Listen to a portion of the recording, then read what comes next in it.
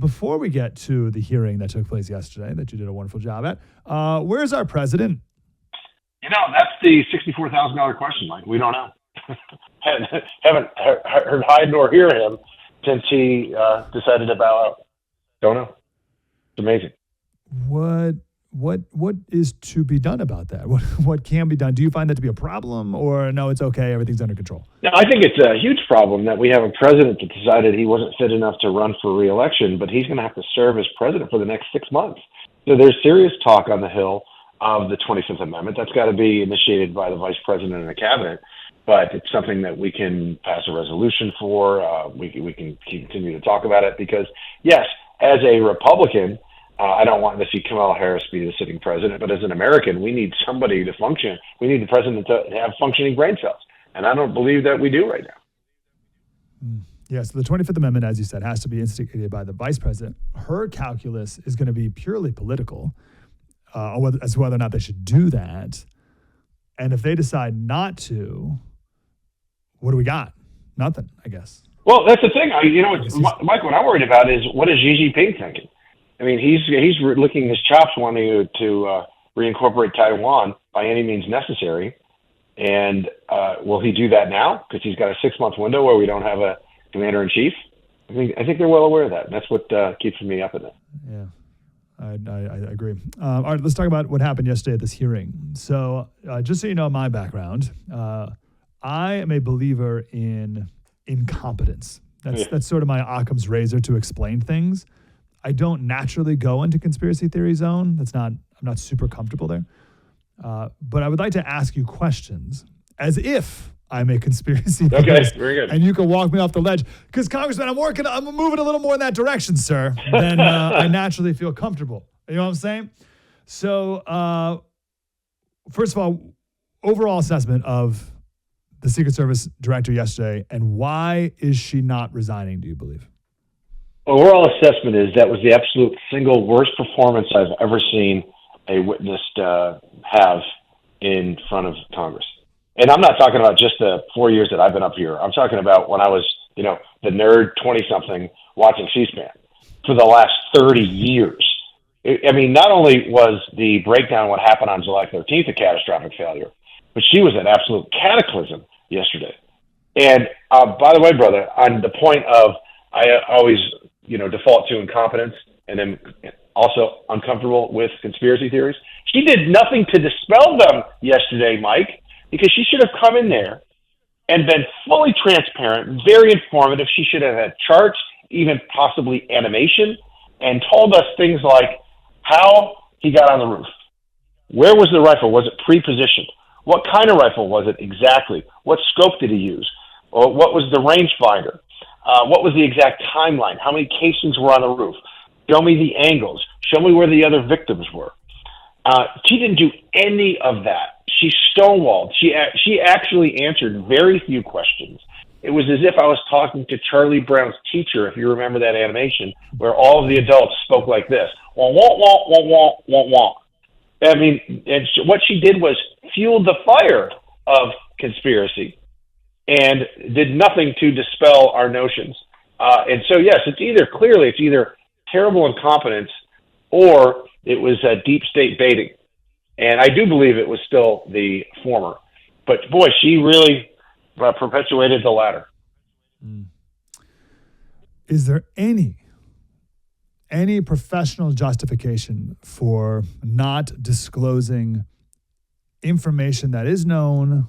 I'm trying to give her benefit of the doubt. Sure. Any information that is known, or waiting for the investigation to finish, or maybe this isn't the best place to be sharing all of our information that we know for security reasons. I'm giving it, before I just crush her completely, I'm trying to give some benefit of the doubt. Well, yeah, you can be fully transparent and be a relative open book, but still protect the ongoing investigation. You can do both things. They're not mutually exclusive.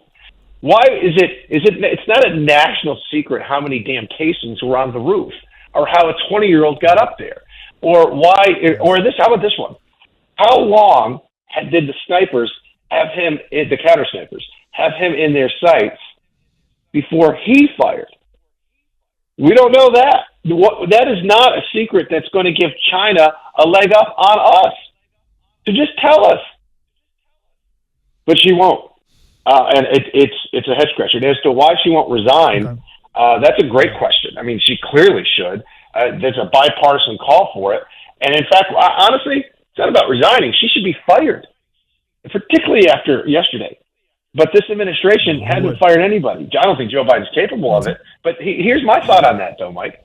What if they're not firing her because then the Secret Service may bite back in so much as they know how incompetent Joe Biden has been for the last 3.5 years and how unable to fulfill his duties, and they know that would harm Kamala Harris's chances for election because she knew and she was complicit. She was front and center to this debacle, and it's been the greatest political cover-up we have seen in American history. His incompetence, his inability. She said, I believe, I don't want to resign because I want to lead the investigation in this, right? And it's like, well, hold on, lady. You should be investigated. You're the last person who should be running this investigation. Let me go into conspiracy theory. Does she want to lead this investigation because she wants to steer it away from certain things and to other places? Very, very likely. And, Mike, I've met with a billionaire CEO years ago when I was at the convention in Cleveland in 2016. I was a state rep at the time, and I was a delegate. And we had this great meeting, and he's a billionaire guy. His expertise is turning around corporations. And he said to me, first thing I do when I get in there is I fire all the executives, the high-level executives. And he said, you know why? Because the people that got you in the hole ain't getting you out. And isn't that the case here? She dug the hole because they either don't recognize that there's a hole or they're incapable of getting you out. And that's precisely the situation here. She needs to go because the culture needs to change. Let me give you a quick example. On-site in Butler, you would think, and I certainly did, that the law enforcement, local and state, and the federal guys can talk instantaneously to one another. So, for instance, if you were there, Mike, and you saw a shooter on the roof, you can immediately get on your comms immediately.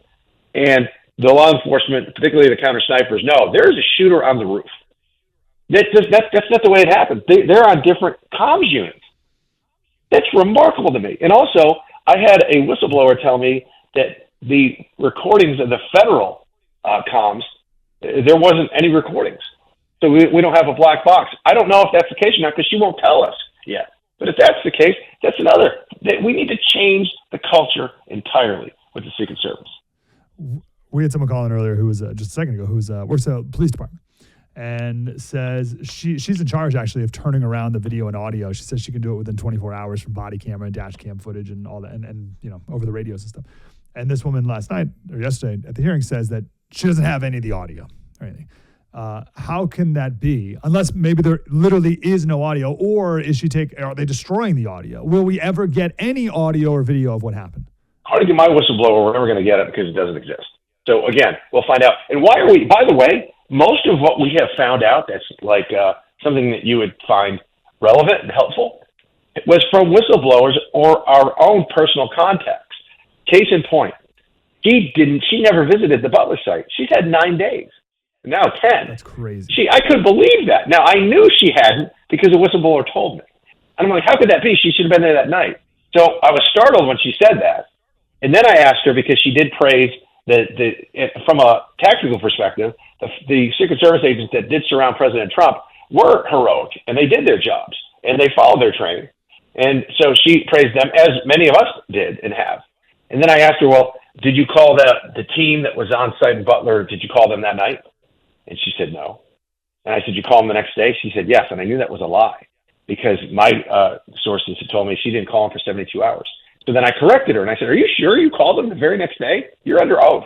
She said, oh, well, habada, maybe it wasn't the next day, but she said it firmly at first because I knew it was 72 hours. If it weren't for the whistleblowers, we wouldn't have known that kind of thing.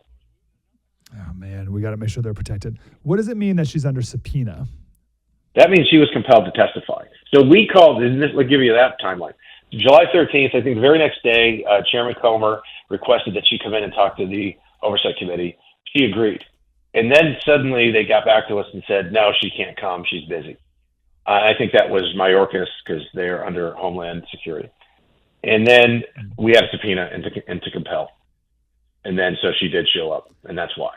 Only because we subpoenaed her. Okay. So she has a legal obligation then to speak. Is she under? So she's under oath. I guess. Yes. So like, what can be done? I guess this. We've talked about this when Trump takes over again. Making a subpoena means something again. Making a subpoena great again. Thank you. You have to tell the truth. Otherwise, there's consequences. Did she tell the truth? I mean, there's a lot of things she didn't say. Well, right? But what are the consequences of any lying that maybe took place? Well, it's perjury, and you should face a jail term. My good friend Anna Paulina Luna, my colleague from Florida, said flat out, I think, and so we go in order of seniority, and so Anna was one of the last ones to go because she's a freshman lawmaker, and she said, because she'd heard the breadth of the testimony, all of it, she said, I think you've perjured yourself. And we need to review the transcript to ensure that if you did, you face the consequences. And I fully agree. Right. She lied to me, but she corrected herself. Now she would say it wasn't intentional. It was, I misremembered. Well, quite frankly, I don't give a rat's nuggets. Do you believe that there was any sort of inside job of this shooting? It's a great question. And my knee jerk is to say no. I don't believe it was an inside job. But she did nothing to dispel that notion. Because this is when you say inside job, like this is kind of what I'm thinking. Is it just real lax security? So it's not like they knew somebody was specifically going to be somewhere, but just not covering certain areas. How long has this gone on for? Has this just been by the grace of God luck? Because it's hard for me to believe that this is the first rooftop or sniper's nest that would be ideal that was not secured. Because when you look at that satellite image, I mean, that's what I asked her. I said, you got to mitigate the high ground. Hell, I've known that since my Air Force days 30 years ago.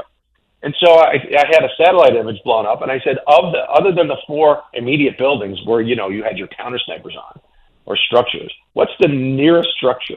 What's the most dangerous structure after that? And she wouldn't answer it. And I said, well, the shooter knew what it was because it's the AGR building. It's 130 yards away. It's the next one you secure.